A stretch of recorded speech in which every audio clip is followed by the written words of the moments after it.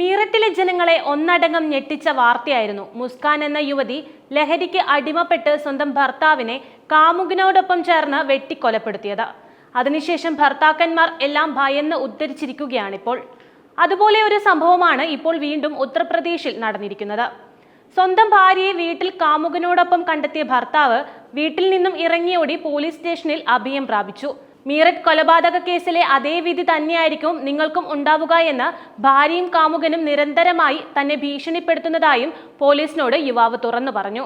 ഉത്തർപ്രദേശിലെ താൻസിയിലാണ് സംഭവം നടന്നത്.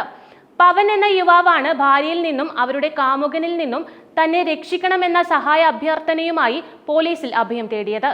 സ്വന്തം വീട്ടിൽ ഭാര്യ കാമുകനോടൊപ്പം ഇരിക്കുന്നത് ഇയാൾ കണ്ടെത്തിയെങ്കിലും അവരെ ഒറ്റയ്ക്ക് നേരിടാൻ ഭയമായതിനെ തുടർന്നാണ് ഇയാൾ പോലീസ് സഹായം അഭ്യർത്ഥിച്ചത്. സ്ഥലത്തെത്തിയ പോലീസ് ഭാര്യയുടെ കാമുകനെ വീട്ടിൽ നിന്നും പിടിച്ചു പുറത്താക്കി. നാഷണൽ ഹെൽത്ത് മിഷൻ കരാർ ജീവനക്കാരനാണ് പവൻ.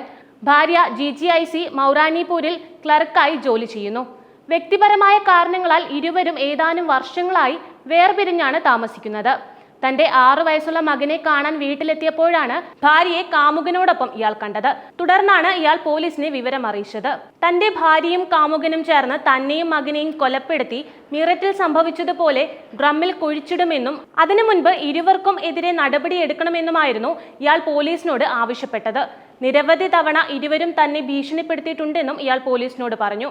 പക്ഷേ സംഭവത്തിൽ രേഖാമൂലമുള്ള പരാതി തങ്ങൾക്ക് ഇതുവരെ ലഭിച്ചിട്ടില്ലെന്നും അതുകൊണ്ട് തന്നെ മറ്റ് നടപടിക്രമങ്ങളിലേക്ക് കടന്നിട്ടില്ലെന്നും താൻസി പോലീസ് അറിയിച്ചു.